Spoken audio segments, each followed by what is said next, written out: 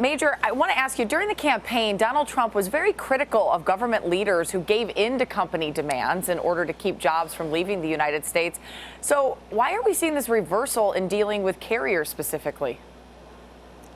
That's an excellent question. And the campaign Trump persona was highly critical of either governors or presidents who he said often give away the store in order to keep jobs in the United States. He said these companies who threaten to leave don't need the money. They don't need either tax incentives, or they don't need government loans or credits or other inducements.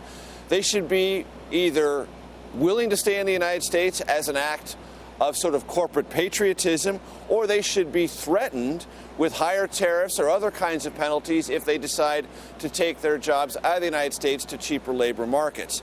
Well, that's not what happened in this situation with Carrier in Indianapolis at all. Exactly the kinds of things that then candidate Trump criticized are exactly what happened. The governor of Indiana, also the vice president-elect, Mike Pence, provided $7 million in tax breaks over 10 years to United Technologies and its subsidiary Carrier, air conditioning and heating. Plus, there was the promise from President-elect Trump, hey, you're going to get much lower corporate tax rates and far fewer regulations. Now, those last two, lower corporate tax rates and fewer federal regulations, are designed for everyone who's competing in the business atmosphere across the entire U.S. economy. That's not a Carrier-specific promise. But the things from Indiana exactly are. And there are those who already are saying, wait a minute, if Carrier can get all this great publicity, which it did out of this deal, and tax breaks, and keep its jobs in the United States, why won't other companies threaten this administration similarly and try to extract similar concessions that are better for their bottom line? All this is going to have to be dealt with on a case-by-case basis, but what has clearly happened is this president-elect has established a precedent where that's possible. How often it will happen will be up to him and his administration, but he has clearly set that expectation, and corporate boardrooms will now look at that expectation and weigh it as they decide what to do with their workforce here in the United States. Yeah, we'll have to see who raises their hand next, right? Well, Mr. Trump did reveal his pick for defense secretary as well last night. We talked about him a little bit, retired General James Mattis. Tell us a little bit more about him. He's an interesting guy, never been married, very well read, comes with a number of track record that's very, very good in terms of leadership. So tell us about him a little bit, Major. So one of the things that is interesting as politics and military strategy and military success have become so much more melded over the past 3 or 4 decades in American life is a lot of generals get a reputation as being very cagey and very successful within either the politics of the Pentagon or larger politics and move themselves up that way, in addition to being fine soldiers and administrators.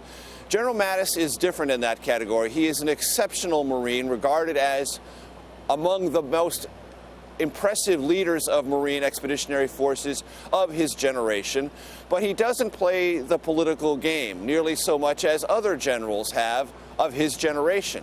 And so he's held an even higher respect for that he really concentrates on military strategy, leadership, and changing the culture within the Marine Corps to achieve success. He was an expeditionary Marine Force leader in Iraq and Afghanistan, deeply steeped in all of the conversations and strategic calculations of waging counterterrorism campaigns in both of those countries and thinking about fighting terrorism globally.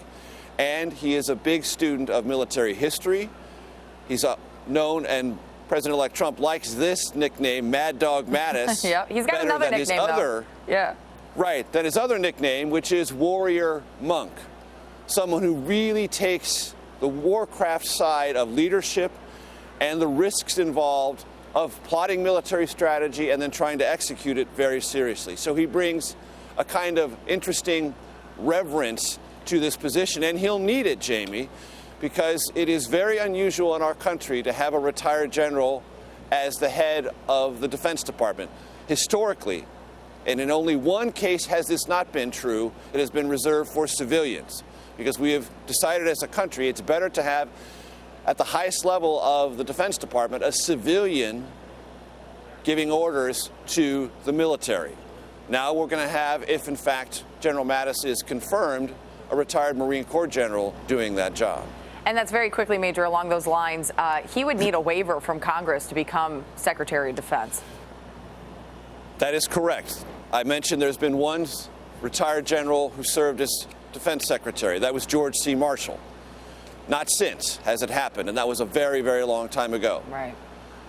To obtain permission, the Trump administration would have to ask Congress, and he would have to approve a waiver of an existing federal law that says if you're a retired general, you cannot serve as defense secretary within 7 years of your retirement.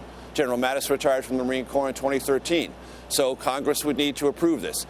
One of the reasons it's taken a bit longer than the transition team would have preferred to announce General Mattis that it wanted assurances from Congress that, in fact, that waiver could be obtained. Those assurances have been given. That's why President-elect Trump made the news he made here last night in Cincinnati. Outside the box again. Major Garrett, thank you so much. Sure.